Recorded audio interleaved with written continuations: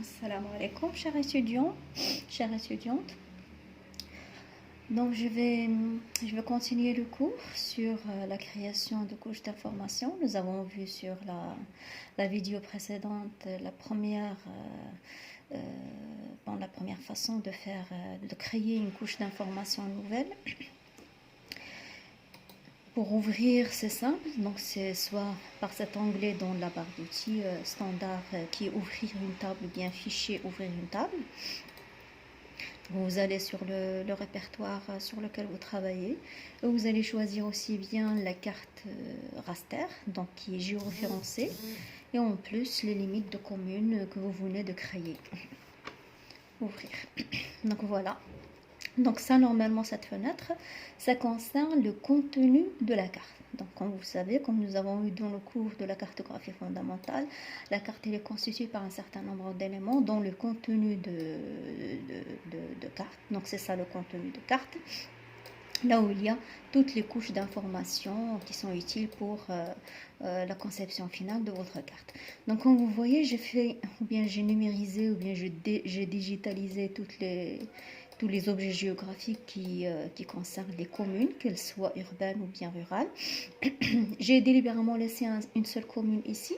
C'est une commune où toutes les autres communautés créées, donc il me reste seulement c'est de créer la commune de Sidi El Randour par simple fusion ou bien snapping.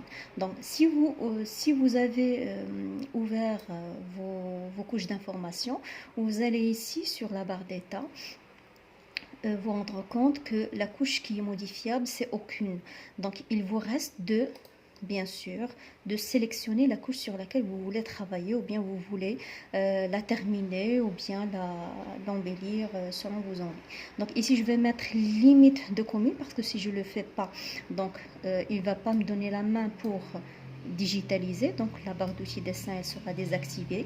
Mais une fois que je fais limite de commune, regardez, il devient actif. Donc il me donne la main pour bien sûr créer et concevoir des objets graphiques. On va zoomer davantage sur Sidi El Randour. Toutes les autres communes sont créées, regardez. Quand je sélectionne sur la barre d'état ici, vous avez sélection limite de communes, limite de communes, limite des communes, limite des communes, limite de communes. Donc seul ici, regardez, quand je sélectionne, il n'y a aucun. Donc je n'ai pas encore créé ici l'objet surfacique ou bien le polygone qui normalement concerne la commune rurale de Sidi El Randour. Pour créer cet objet graphique, donc je clique sur polygone, mais bien sûr il faut cliquer sur la fusion en activant F, donc l'alphabet F sur votre clavier. Regardez sur la barre d'état, il y a la fusion qui est active. Si vous avez une version anglaise, donc il faut cliquer plutôt sur le S. Et là, vous allez ici le snapping, snap. Donc, regardez, je vais un petit peu... Je m'excuse parce que je suis en train de filmer avec mon simple portable. C'est pour ça que je n'ai pas tous les outils nécessaires pour le faire en rendu forme.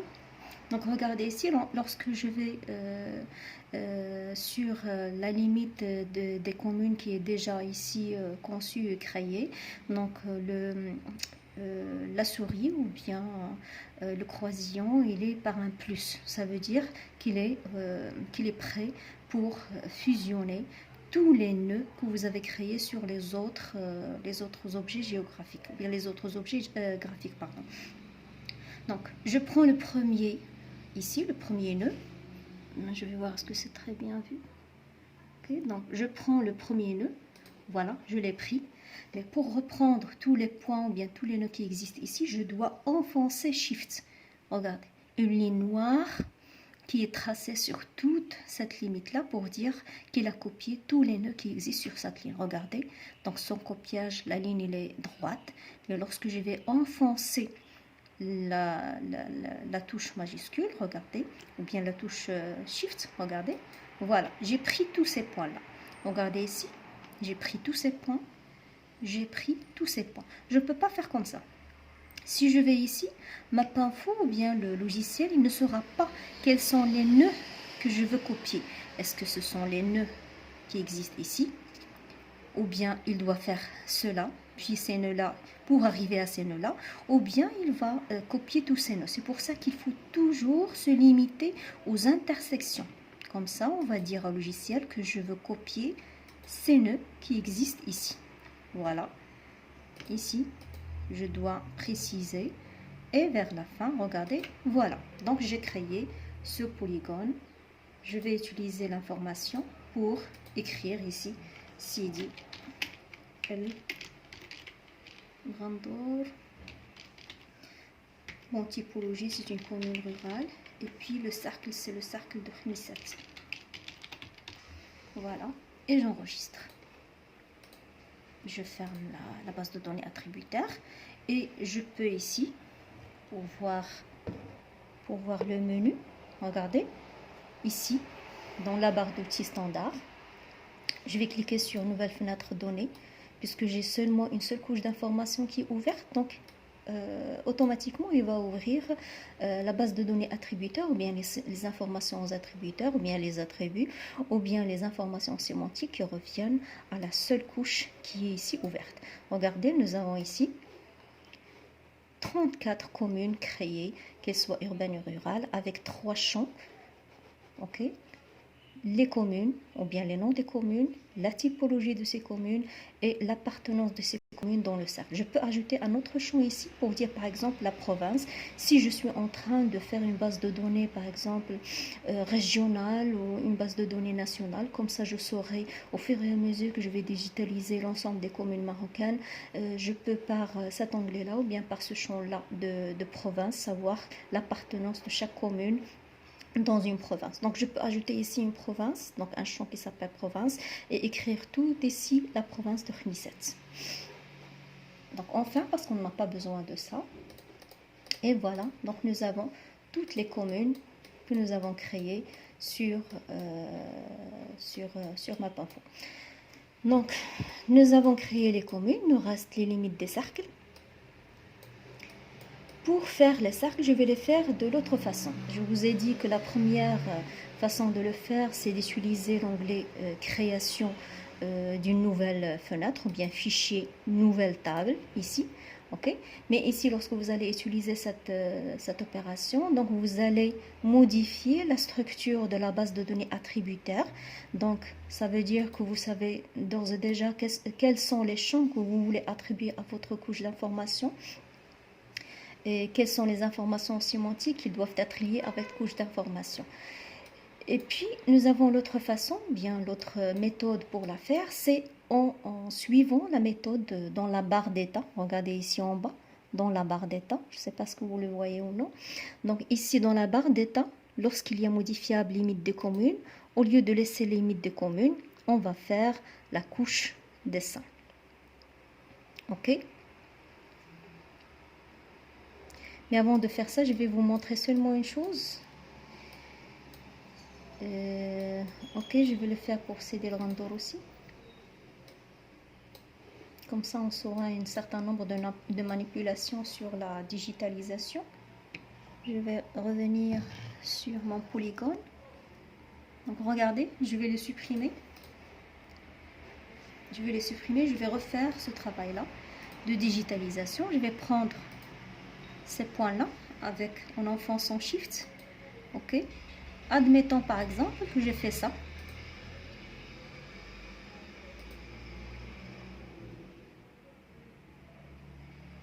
Et puis j'ai oublié de faire le snapping ici. Et je l'ai fait seulement sur cette partie. Donc regardez, j'ai le polygone, mais c'est un polygone qui est non fini. Il me reste tout cet espace-là.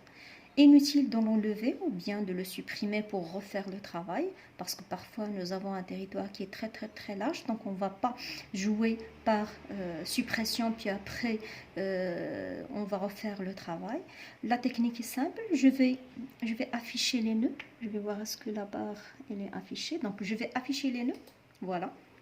Je vais ajouter un nœud ici, regardez, et je vais bien le mettre ici pour me permettre de dessiner un autre polygone tout en enfonçant Shift bien sûr. Regardez, donc là j'ai enfoncé Shift. Donc je vais ajouter ce polygone là. Ok, voilà. Donc là, j'ai 2 polygones. Et voilà. Et puis, dans le menu, je vais faire objet. Donc, je vais faire objet, assembler. Voilà, assembler. Donc, et j'ai le polygone qui est assemblé. Donc, comme ça, si j'ai plusieurs fautes de digitalisation, je n'ai qu'à refaire, non pas à refaire le travail, mais à le peaufiner par un certain nombre d'opérations qui sont permises par le logiciel. Il y a un autre, donc là je suggère de travailler toujours lorsque vous êtes en polygone, surtout pour les espaces qui sont très larges, et un espace que vous pouvez digitaliser en plusieurs heures, donc pas seulement en quelques minutes. Je vous suggère par exemple de travailler par polyline au lieu de travailler par polygone. Regardez, je vais le supprimer encore une fois. Je vais enregistrer les modifications et puis je vais digitaliser au lieu du polygone par polyline. Voilà, je prends tous ces points et voilà, je prends par exemple tous ces points jusqu'ici.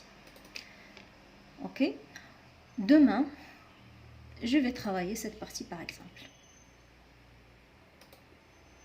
toute cette partie.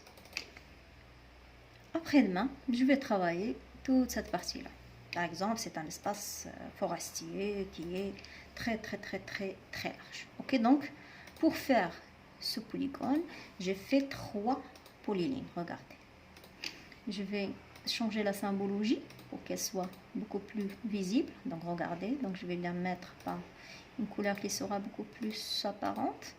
Voilà, donc j'ai 3. Regardez, j'ai 3 polylines. Là, 1, le 2 et 3. La deuxième chose à faire, c'est dans objet. Dans objet, je vais faire l'assemblage. Je vais les assembler. Ok, voilà. Ils sont maintenant assemblés. Lorsque je vais faire afficher les nœuds, tous les nœuds ils sont affichés de toute la polyline. Ok, et puis après, c'est toujours polyline, c'est pas un polygone.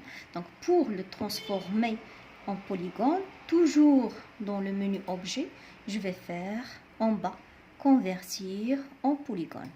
Voilà, il est converti en polygone. Ok, donc si vous avez un espace qui est très large ou bien un espace que vous ne pouvez pas digitaliser en tout, donc pour 1 heure ou 2 heures, et vous voulez laisser le travail à demain ou bien à un autre jour, vous pouvez utiliser la technique de l'utilisation des polylines, plusieurs polylines, puis après vous allez les assembler pour pouvoir les transformer en polygones après. Ok, donc je vais refaire le travail d'entre ici, dit grandeur, typologie cérébrale, et puis le cercle c'est reset. Voilà, et j'enregistre. Voilà. Ok, donc ça c'est pour faire beaucoup plus simple. On va revenir à l'autre méthode pour faire la création, ou bien pour créer une couche d'information. Nous avons dit que dans la barre d'état, ici en bas, regardez ici en bas, au lieu de rendre modifiable les limites communales, je vais rendre modifiable la couche dessin. Ça veut dire que je vais ici utiliser la couche dessin, la couche de digitalisation, la couche de numérisation. Donc maintenant, il nous revient de faire les limites des cercles. La première chose à faire, lorsque vous avez déjà numérisé donc des objets graphiques et que vous voulez faire une autre couche d'information qui contient d'autres objets graphiques, mais qui sont en liaison avec ces objets, il faut toujours laisser les premiers objets que vous avez créés en visualisation ou bien en affichage. Pourquoi? Parce qu'il vous faudra toujours d'utiliser, ou là vous aurez besoin toujours d'utiliser le snapping ou bien la fusion pour avoir le matching total entre les limites des communes par exemple et les limites des cercles. Regardez si je le fais pas, si je désactive l'affichage des limites des communes. Ok, et je vais dire par exemple, je vais créer ce cercle-là. Je vais l'agrandir davantage. Normalement pour vous, voilà, il faut bien voir la pixelisation, c'est-à-dire de ce zoom-là, parce qu'il faut aller au centre des pixels. Donc pour moi, c'est pas très important parce que ce n'est qu'un exercice. Je vais utiliser la technique des polygones, des polylignes, pardon. Et regardez, je vais créer la polyline qui revient au cercle. Donc même si j'ai fait des fautes, c'est pas grave, on peut les rectifier après. Parce que comme c'est pas une carte officielle que je vais créer, c'est seulement un exercice, donc je ne prête pas trop d'attention à ces petites fautes de numérisation, parce qu'il s'agit de fautes de numérisation évidemment. Parce que n'oubliez pas, c'est une carte qui est géoréférencée. Donc chaque pixel, chaque millimètre, c'est un... Ok, voilà. Ok, donc voilà, par exemple, le cercle. Je vais afficher les communes.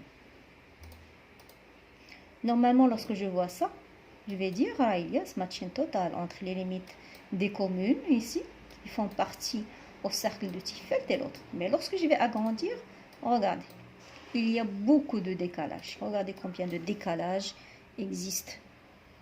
Regardez les décalages. Ok, c'est comme si ce territoire n'existe pas dans le cercle. Regardez ici les décalages. Ok, vous voyez les décalages qui existent. Donc, lorsque vous avez déjà numérisé des objets graphiques, il ne faut jamais laisser les autres couches d'informations que vous avez créées non affichantes. Donc, je vais ici cliquer sur la polyline et je vais la supprimer parce que c'est inutile de le faire. C'est une faute de digitalisation qui est très grave dans les systèmes d'information géographique. Donc je dois laisser toujours les limites des communes en affichage, donc en visualisation. Et puis après, je vais créer le polygone. Tout en enfonçant Shift et en activant la fusion, bien sûr. Donc ça, toutes ces communes-là, elles appartiennent au cercle de Tifelt. Voilà. Je dois impérativement, regardez, CTRL Z, CTRL Z. Donc je dois impérativement cliquer sur chaque intersection entre limite communale et une autre limite communale pour pouvoir reprendre ou bien copier les nœuds. Regardez. Je ne peux pas faire comme ça, par exemple. Parce que ça ne va pas prendre les nœuds que je veux. Regardez la ligne, il a pris les nœuds qui existent ici. Alors que moi, je veux toute la limite externe des communes et non pas interne. Donc, je dois impérativement fixer moi-même les intersections par simple clic. J'enfonce mon doigt. Voilà, je ne sais pas d'où j'ai terminé, je crois que c'est ici. Non, c'est pas ici. Donc regardez, ici j'ai fait une faute. C'est pas grave. Je vais lui donner une couleur autre, comme ça elle sera différente de la couleur rouge. Donc je vais afficher les nœuds. Il me reste tout ce polygone là, c'est pas grave. Je vais le dessiner tout en enfonçant Shift bien sûr. Et en laissant la fusion. Voilà. Donc j'ai les deux. Voilà. Et je vais toujours objet assembler. Et voilà le premier cercle que j'ai créé qui revient au cercle de Tifelt. On va faire de même pour le cercle de Khmisset. Donc maintenant c'est un jeu d'enfant parce que j'ai toujours les limites qui sont déjà numérisées. Donc c'est pas un travail qui est très lourd à faire. Il suffit simplement de suivre les limites des communes et le tour est joué. Voilà, donc toutes les intersections, je dois cliquer pour reprendre les nœuds qui existent sur cette zone-là. Voilà le deuxième. Ok, le troisième, c'est le cercle de Wanness. Voilà.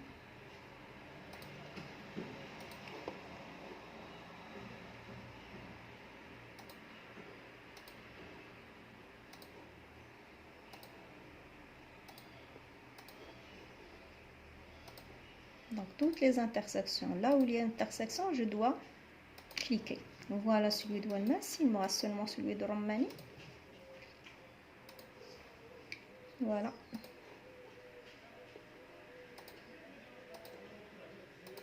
Donc je le fais en temps réel pour que vous sachiez que c'est seulement un jeu d'enfant. Vous allez suivre seulement les limites. Donc c'est pas un travail qui est fastidieux à faire. Mais il faut que les limites communales soient en bonne ou due forme. Donc voilà, j'ai créé les 4. Regardez, j'ai créé les quatre cercles qui sont en couleur magenta, le cercle Tifelt, Khmisset, Walmas et Rommani sur les communes rurales. Donc maintenant, regardez, lorsque je clique sur les cercles, automatiquement dans la barre d'état en bas, qu'est-ce qu'il me met? Regardez ici, il me met couche dessin. Donc ce n'est pas une couche d'information, ce n'est pas encore une couche d'information qui est reconnue par Mapinfo, c'est seulement une couche dessin. Donc pour qu'elle soit reconnaissable par le logiciel, je dois l'enregistrer en tant qu'une couche dessin. Comment faire? Donc vous allez dans carte, puisque je travaille sur carte, donc automatiquement dans le menu carte, je vais faire enregistrer couche dessin. Voilà, enregistrer, c'est une couche dessin nouvelle, sauver, et je vais écrire ici limite des cercles ou bien cercle tout simplement, ce que vous voulez. Voilà, donc désormais, lorsque je clique sur les cercles, regardez en bas sur la barre d'état, je suis en train de sélectionner les limites des cercles. Regardez, à chaque fois, ce sont les limites des cercles. Ok? Donc, mais ici, lorsque je vais afficher la base de données attributaire, regardez la limite des cercles. Il y a seulement un seul champ qui est l'identifiant, qui est un champ basique, qui est un champ qui est donné par défaut par Mapinfo. Donc, pour pouvoir modifier les champs, ne serait-ce que pour ajouter un seul champ où il y a le nom de cercle par exemple, comment on va faire? Donc on va jouer sur la structure de la base de données attributaire. Ça veut dire on va jouer sur la structure de la table. Donc on va se diriger directement vers le menu table, gestion table, modifier structure, et on va ici sélectionner la couche sur laquelle on veut modifier la structure de la table. Donc limite des cercles. Ok. Donc ici, au lieu du ID, donc je n'ai pas besoin de l'identifiant, donc je vais mettre nom.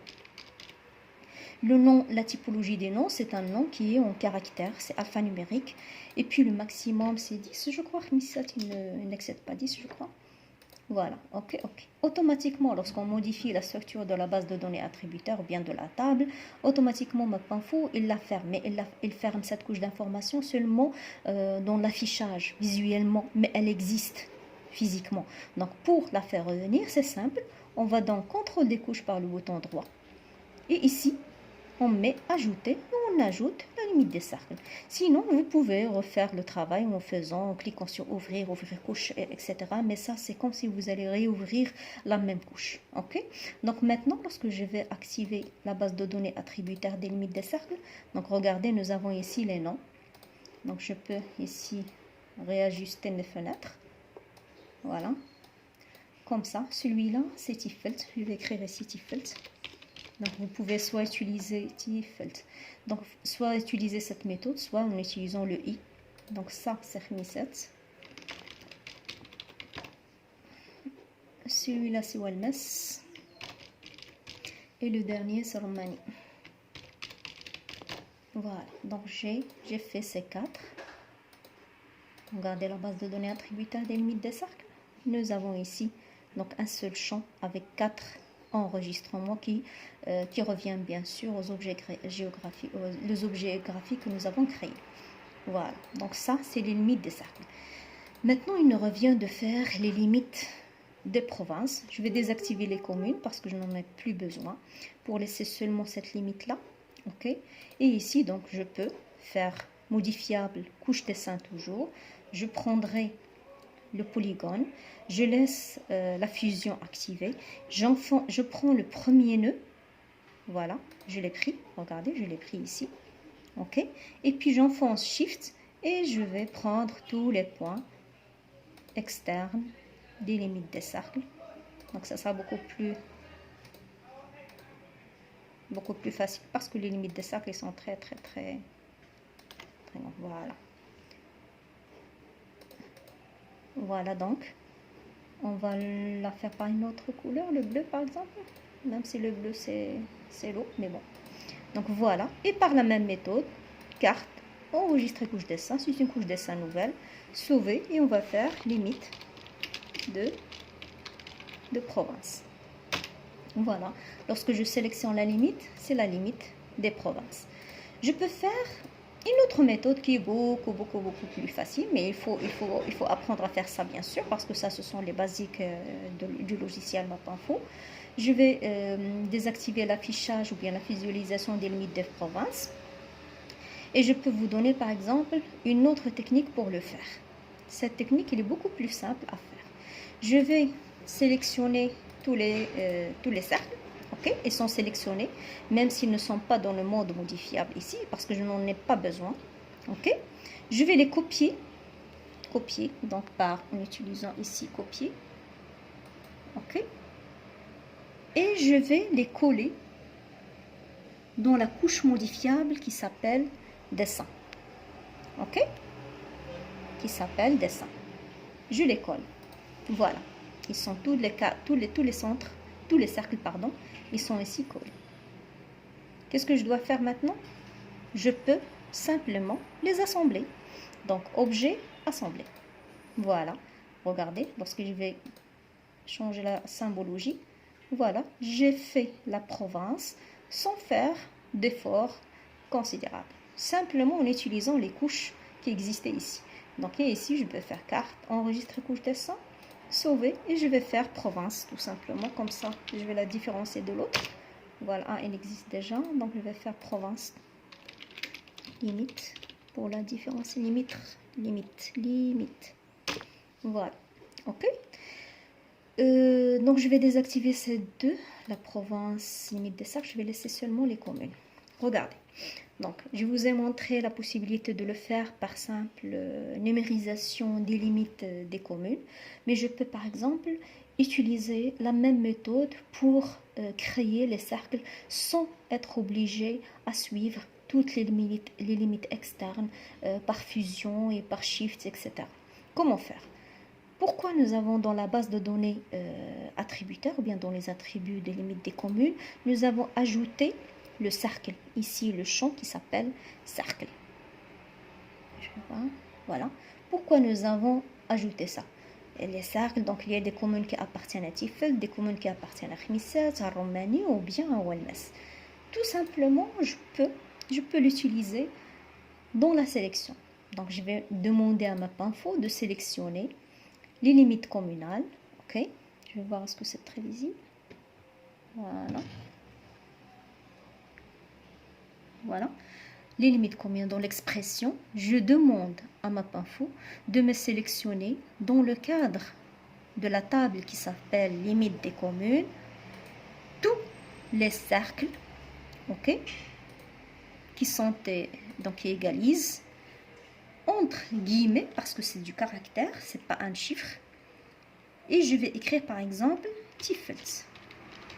Ok, donc regardez, voilà. Donc, je demande à MapInfo de me sélectionner dans la table qui s'appelle limite des communes, le champ qui s'appelle cercle et qui équivaut à Tifels. Donc, je désactive afficher les données résultats parce que je n'en ai pas besoin. Lorsque vous allez laisser cocher cette case-là, ça veut dire seulement qu'il va aussi bien sélectionner les objets graphiques que la base de données attributaire. Donc, pour moi, ce n'est pas très important parce que dont j'ai besoin, ce sont seulement les objets graphiques. Regardez. Voilà, vous voyez? Donc, il les a sélectionnés. Je vais les rendre modifiables pour qu'elles soient beaucoup plus visibles. Donc, il a sélectionné toutes les communes qui appartiennent au cercle de Tifel. Donc, je vais les copier. Ok, je vais les mettre dans la couche dessin. Je vais les coller. Et en plus, je vais mettre objet assemblé. Donc, voilà, je les ai assemblés. Je vais utiliser une autre couleur. Il les a assemblés dans le premier cercle. Je vais faire de même pour les autres. Sélection. Mais ici, au lieu de dire Tifel, je vais faire par exemple Roumanie. Voilà. Donc regardez, il a sélectionné toutes les communes qui reviennent au cercle de Roumanie. Je vais les copier, je vais les coller dans la couche dessin, je vais les assembler et je vais changer la symbologie pour qu'elle soit visible, identifiable par rapport aux autres. La même chose, sélection.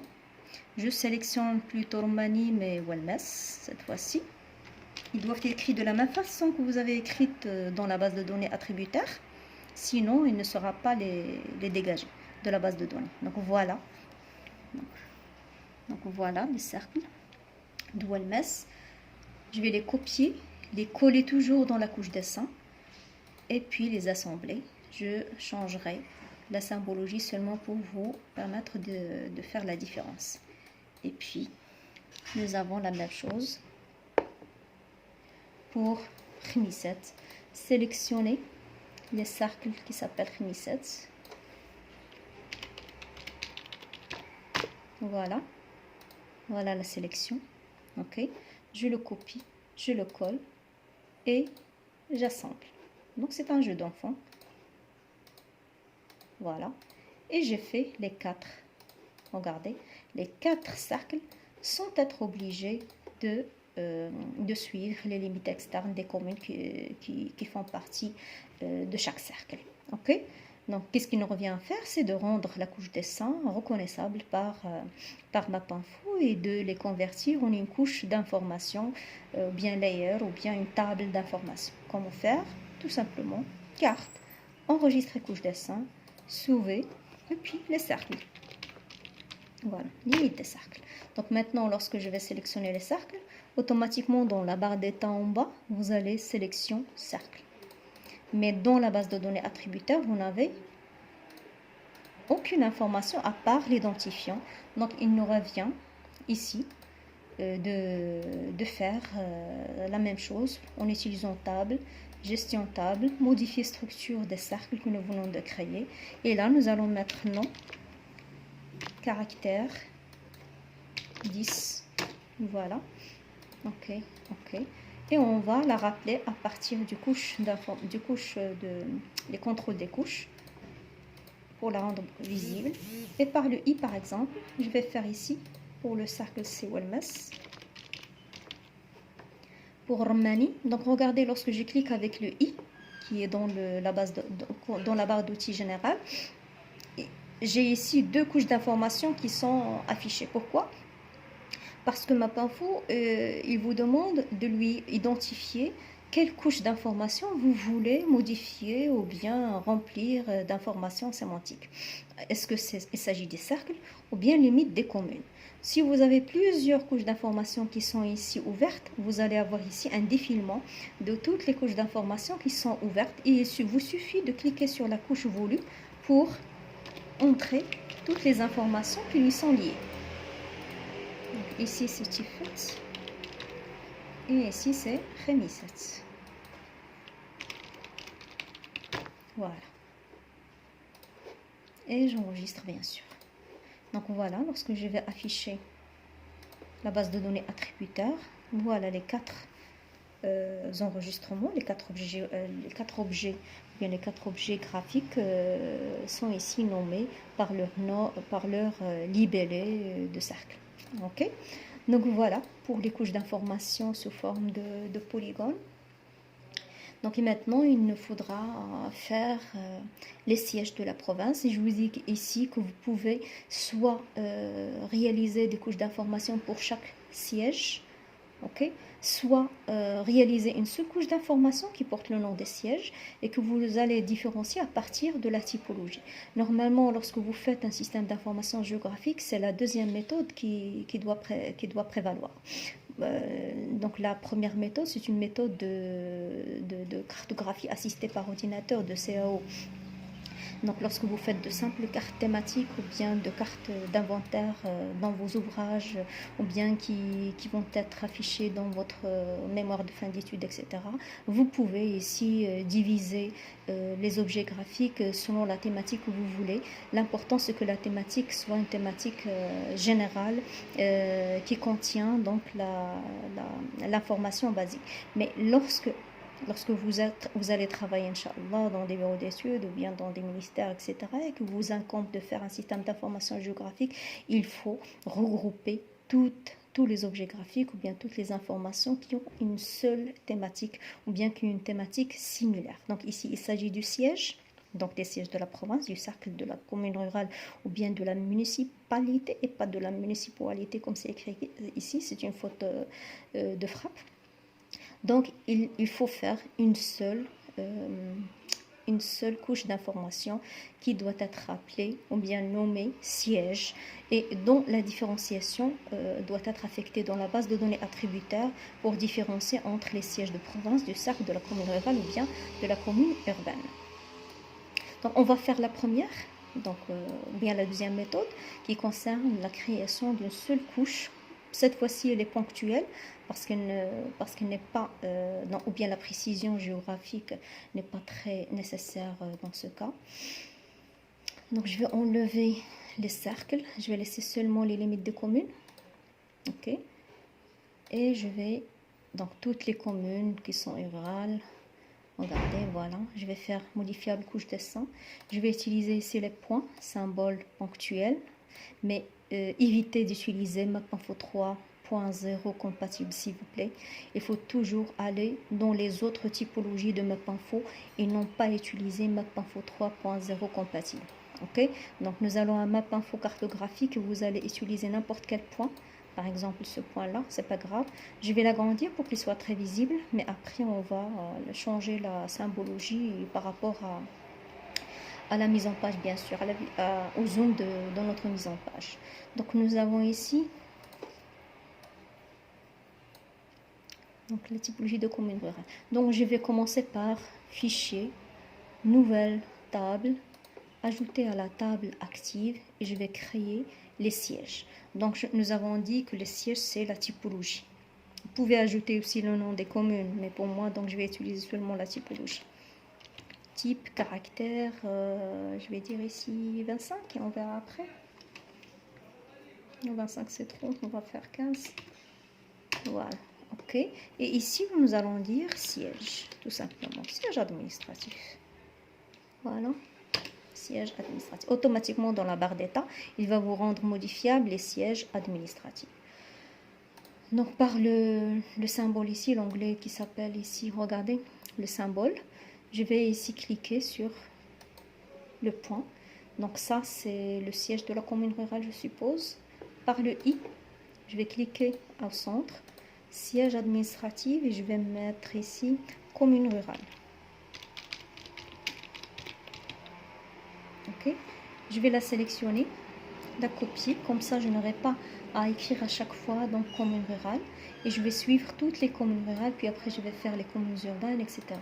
Jusqu'à finir ici.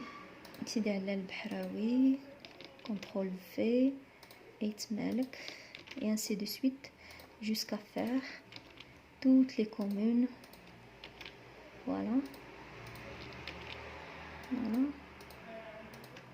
Après, donc, on peut les déplacer lorsqu'ils vont être cachés par les noms des étiquettes ou bien les libellés des communes. On va les mettre n'importe où, c'est pas grave dans la première fois. Mais après, on va les déplacer selon la mise en page, bien sûr, et selon l'emplacement de nos étiquettes. Vous pouvez ajouter ici un autre champ du nom. Moi, je ne vais pas le faire. Ça, je l'ai fait déjà, donc annuler. C'est pour ça qu'il faut utiliser des couleurs qui sont très, très visibles. Ça aussi, c'est une commune rurale.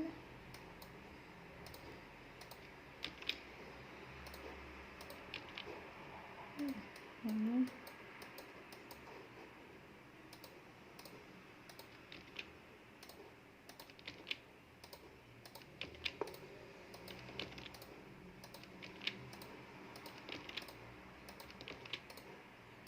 Je sais que toutes ces communes sont des communes rurales. Donc la province de Khmissat, c'est une province qui est largement rurale. Voilà. Donc ici,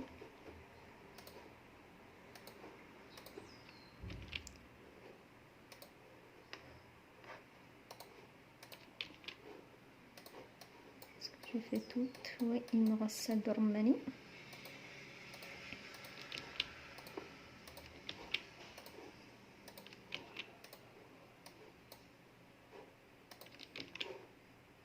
Je crois que j'ai fait toutes les communes. Ah, ça n'existe pas. Je dois la supprimer. Voilà, je fais ça. Je dois vérifier que je n'ai pas loupé une commune. Voilà, donc j'ai fait tout. J'enregistre.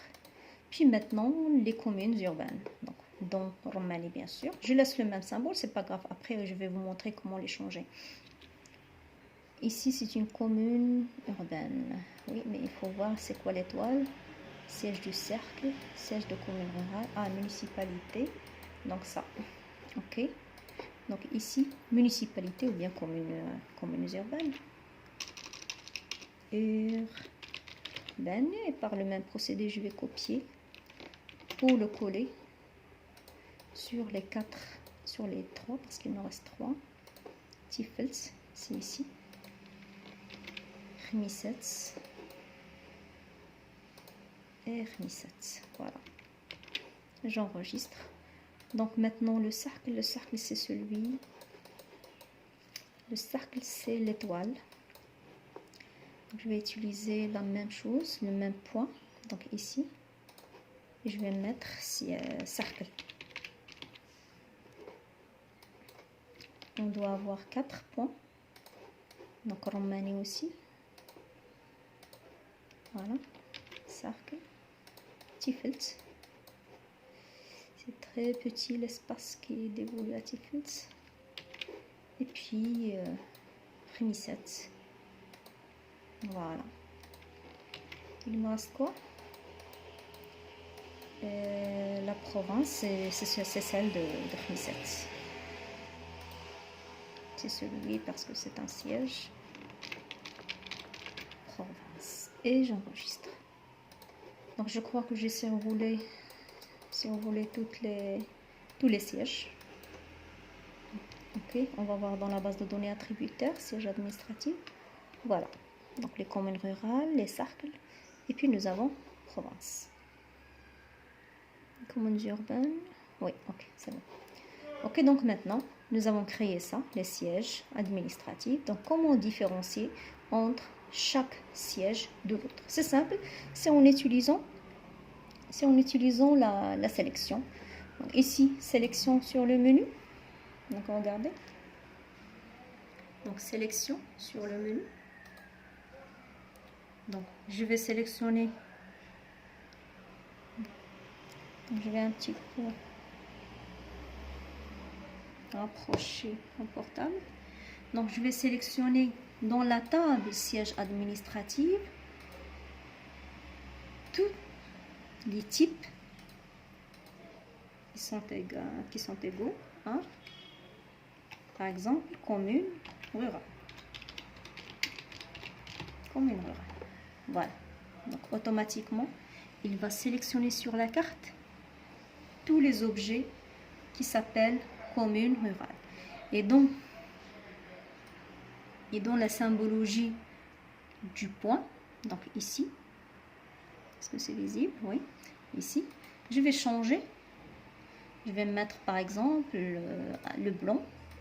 Et ici la bordure, pour avoir la bordure. 18 c'est trop je crois. Je mettrai 16. On verra après est-ce que c'est la taille optimale pour ma mise en page ou non. Voilà, donc ça, ils sont très très très grands. Je vais mettre 14. Et j'enregistre. Ok. Donc maintenant, je sélectionne la même chose. Mais au lieu de commune rurale, je vais faire urbaine. Donc voilà. Il a sélectionné les 3 communes urbaines, bien les 3 municipalités qui existent dans le territoire de Khmisets. Par la même chose, je vais changer la symbologie dans le style symbole. Je choisirai par exemple le carré blanc avec la bordure. 14 aussi, on verra après si c'est la taille optimale ou c'est pas la taille optimale. J'enregistre pour ne pas perdre ces manipulations.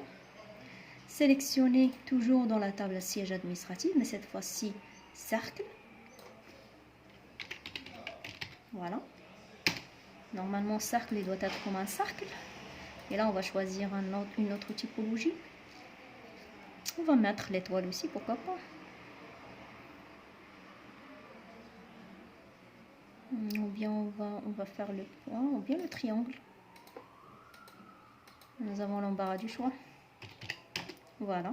Et pour la municipalité, donc je vais écrire ici, la province plutôt. Voilà. Donc c'est la seule qui existe à Khmisset. Donc je vais changer la symbologie. Par exemple, je vais faire l'étoile. À la bordure, je vais la mettre en blanc. 14 aussi. Et après on verra est-ce que c'est bon ou c'est pas bon. Donc j'enregistre. Donc ici nous avons créé tous les objets graphiques qui concernent nos thématiques ici ou bien nos couches d'information. Ok?